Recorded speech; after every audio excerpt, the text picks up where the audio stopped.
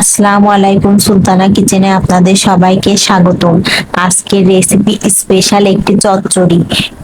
Special চচ্চড়ি তৈরি করার জন্য একটি কড়াই পরিমাণ মতো তেল দিয়ে দিব। পরিমাণ মতো পেঁয়াজ কুচি, রসুন কুচি এবং কাঁচামরিচ কুচি দিয়ে দিব। আপনারা যে পরিমাণ ঝাল খান সেই অনুযায়ী কাঁচামরিচ দিবেন। এই চচ্চড়িটা এত পরিমাণ স্বাদ যে একবার খেলে মুখে মুখে লেগে থাকবে। ভালো করে নেড়ে নিতে হবে। হাফ চামচ লবণ দিয়ে দিব।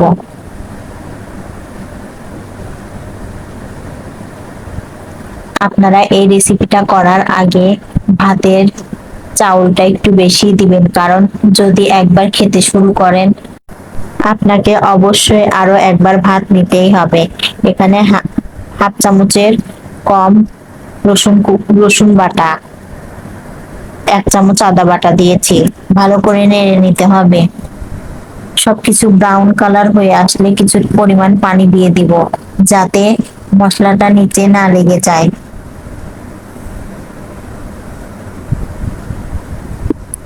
ভালো করে নেড়ে দিব। হাফ চামচ হলুদ গুঁড়া দিয়ে দিব।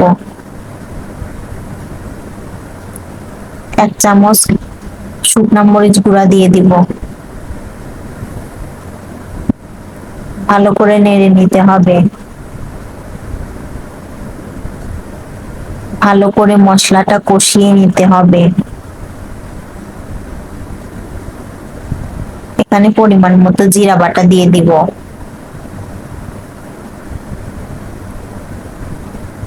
ভালো করে নেড়ে নিব।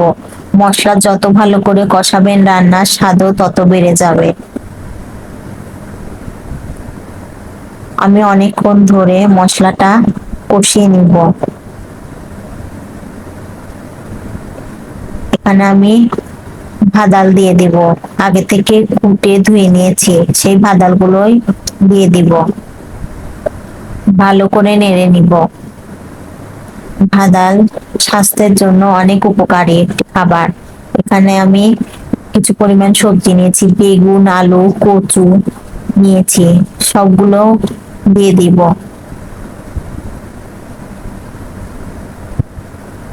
ভালো করে নেড়ে নিতে হবে।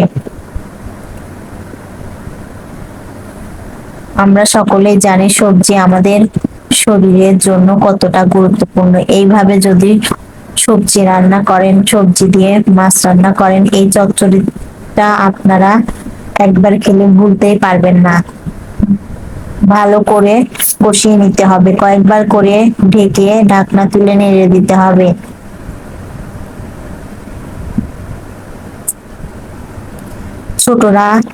ছোট থেকে বড় যারা সবজি খেতে চায় না, এই চচ্চড়িটা করে দিলে অবশ্যই খেতে চাইবে।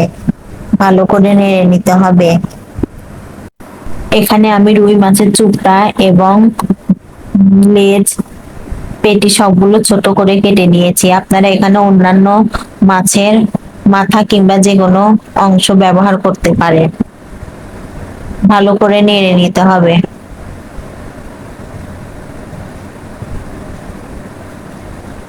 মশলা সহ মাছ, সবজি সবকিছু ভালো করে কষিয়ে নিতে হবে। এখানে আমি ঝোলের জন্য পানি দিব। এখানে আমি বেশি ঝোল রাখবো না, চচ্চড়িটা একবারে মাখো মাখো হবে, কোনো ঝোল থাকবে না।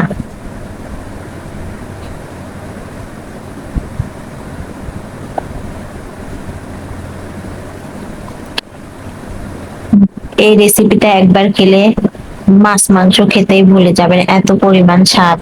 আপনারা বাসায় একবার হলেও ট্রাই করবেন, নিজেরা খেলেই বুঝতে পারবেন এর স্বাদ কত পরিমাণ। আজকের রেসিপিটা যদি আপনাদের ভালো লেগে থাকে একটি ফলো দিয়ে পাশে থাকবেন। আসসালামু আলাইকুম।